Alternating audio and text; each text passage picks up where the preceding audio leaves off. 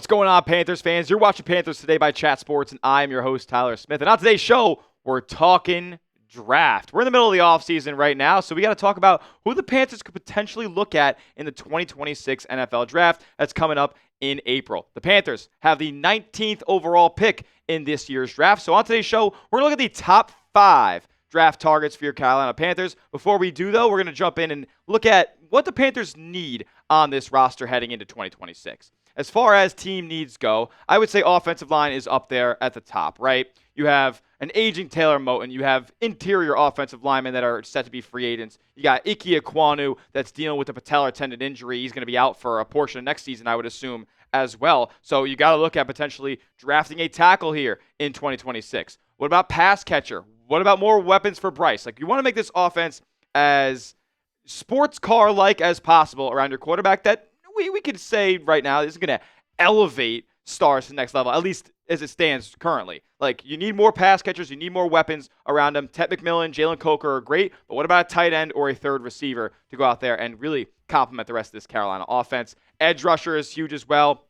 You got guys in that area who are free agents, and particularly on this Panthers defense, edge rusher was one of the deficiencies. So you probably don't want to go into the next year with the same group there. Edge rusher would be a priority for me at the top of this draft too. Off-ball backer, though, it's one of my top priorities of the offseason for the Panthers to go get a real green dot guy who can call the defense and be one of the better linebackers off the ball in this league. And I think safety is another position of need as well, with Nick Scott being a free agent. Some of you guys don't want the Panthers to bring him back. But with that being the case, the Panthers probably, and opposite Trayvon Moehrig, like, they need another safety there on the back end of that defense. And we saw in the Rams game, in the wild card, that the middle of the field, over the top, like, it was kind of an area of weakness on that Panther defense. With that being said, what's the biggest need for the Panthers this offseason? What do you guys think? Let me know down in the comment section. What do you guys think is the biggest need that the Panthers need to add to this roster to be even more competitive and keep that ball rolling in 2026? All right, on my first of 5 Panthers draft targets, we're going through 5 up to 1.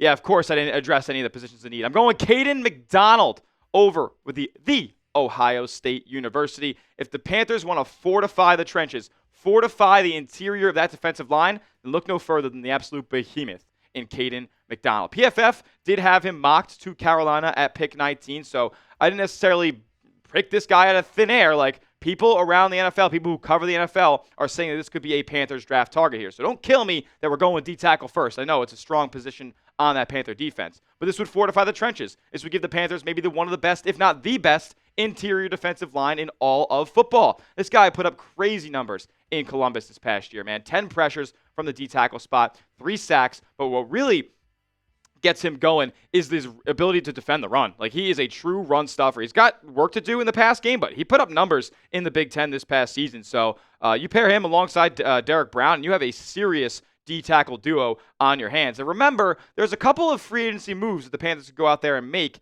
to make this a move that actually makes sense for the roster. Remember, A'Shawn Robinson is a free agent this offseason, or is not a free agent this offseason, but he carries a really big cap hit going into next year. If you were to cut him and make him a free agent this offseason, you would save $9.5 million. So for all those folks out there, it's like, A'Shawn needs to stay on the team. Well, what about cutting him, saving $9.5 million, and then drafting his replacement? I think that would be a worthwhile investment for the Panthers here. So overall, I like the fit of McDonald here on Carolina, but I understand that it's not the biggest position of need. That's why I put it at number 5. Going up to number 4 here, we're going to go to Cassius Howell, the edge rusher over with the Texas A&M Aggies. Familiar spot for the Panthers to draft an edge from. As we know, last year, Nick Scourton was drafted to Carolina, and he showed some really good stuff down the stretch of the season and into the postseason there. But Cassius Howell, an absolute behemoth. I was just talking to producer Lopez, who watched the Texas A&M game against his alma mater, LSU, and he said Howell looked like an absolute beast. Now, LSU's offensive line wasn't the best in the country, but he was making a ton of plays. Now, look, I want edge addressed in free agency as well. You're not going to win playoff games. Like, this is what we've learned, not only from Carolina, but also from other teams like the Buffalo Bills. You're not going to win playoff games if you cannot rush the quarterback. And with Christian Rozeboom on the free agent market this offseason and them having really just not the best edge rushers behind him, they got to go make another investment at this position. And look no further than Cassius Howell, who put up 11.5 sacks this past year in the SEC, just absolutely terrorizing opponents. 40 pressures this past season, 6 PBUs, so he knows how to get his hand up at the line of scrimmage as well, an underrated skill set there. 9.5 sacks back in 2023 when he was with Bowling Green, so this is a guy who took to the next step from the MAC all the way to the SEC, and the production did not really dip. Yeah, he had some growing pains in 2024, but man, in 2025, he was one of the best edge rushers in all of college football. There's a chance he may not be available at pick 19 either, so that's how good of a player that we're talking about here with Cassius Howell. I would draft him, no doubt about it, if I were the Carolina Panthers and he was there at pick 19. But there's a couple other names that I have ranked above him if they were to be there available at the 19th spot. We'll talk about him in a second. First, though, make sure you are subscribed to the channel. Guys, we fell behind. We fell behind Chargers Now in the sub battle on the race to 2,000 subs. These are new subs added this week. We're 120 behind Chargers Now. If you guys want to beat them off the field, go down below, hit that subscribe button for free Panthers content all off season long. You're going to get videos talking about everything you need to know about Carolina over these next few months. All right, number 3, we're going back to Columbus, going back to the Ohio State University. And we're going with Sonny Styles, the off-ball backer, the green dot, the captain of that Ohio State defense. This is a guy who I think could be a staple of this Panther defense, somebody who brings an identity to this Panthers defense. Off-ball backer, like I mentioned before, it's my biggest priority of this cycle, this offseason run by Carolina here. As far as defense goes, I'm looking at off-ball backer as my number 1 spot. I've talked about Devin Lloyd being the number 1 free agent target for Carolina here for me. Now I'm going after a guy like Sonny Styles, who has been a true quarterback of the defense for that Ohio State unit. I think he could be the captain of this Panthers unit. When you think about what they have at off-ball backer now, nothing too inspiring. This is a guy who come in, start right away, and be one of the top-end off-ball backers in this league. I mean, he had 82 tackles in 2025. He had a sack. He had an interception. This guy's all over the football field. It is really, really good stuff. And in terms of his coverage, he's really good over there as well. I know he allowed 26 to 31 on his targets, but only 168 yards allowed in 14 games. It means he allows one 10-yard catch a day. That's not too bad if you ask me. And then when you consider really the football journey for Sonny Styles here, he was a safety.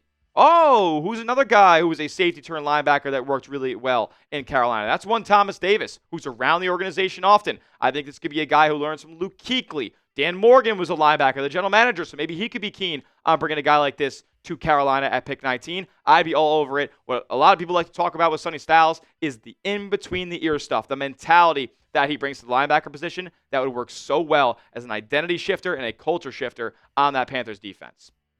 Now, coming up next, we got Francis Maui Noah, the offensive tackle of the Miami Hurricanes. Now, this one, it's a bit far-fetched. Honestly, these last 2 names that we're talking about, they may not make it all the way to pick 19 if you're the Carolina Panthers, but Maui Noah is a mauler, dude. He is great in the pass game. He is great in the run game. He's got to work a little bit more on the run blocking aspect, but he did not allow anything on that right side for the Miami Hurricanes here. Look, I think in terms of if you draft Maui Noah now, it would be a Ekwonu fix. It would be a replacement for Ike Ekwonu here, as he's going to miss, I would assume, a good portion of the 2026 season.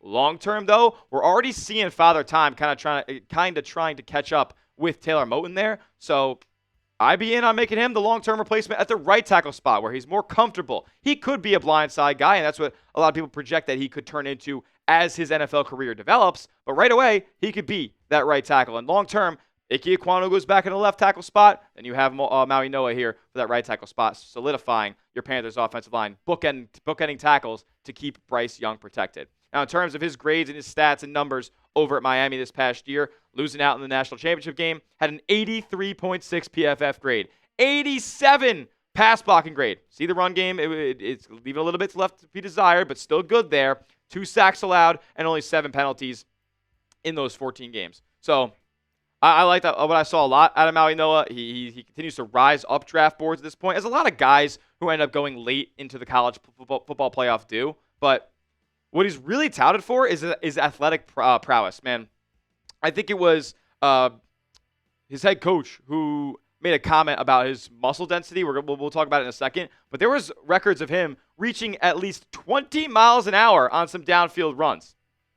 Name me an offensive tackle that can hit 20 miles an hour on a dead sprint. There aren't many out there. But Mario Cristobal, his head coach of Miami, said the following: the most muscle density of any athlete we've had here at the University of Miami. Some people like to point to him maybe being a little bit too small, maybe doesn't have the typical length for an offensive tackle. But what his own head coach is saying about low center of gravity, like so much density, and he can just move you off of your spot, I would be all over bringing a guy like that to Carolina to just make life easier for Bryce Young in the pocket. We know how better he is when there's a clean one back there.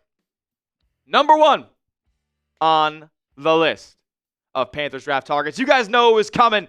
Kenyon Sadiq, tight end of the Oregon Ducks. Another name that is quickly rising up draft boards. Another name that may not be there at 19 for Carolina. But if Sadiq is there, you have to draft him. 6'3", 240 is a wide receiver at the tight end position. He's not necessarily the greatest blocker. You're not going to bring in Kenyon Sadiq to be some blocking inline tight end.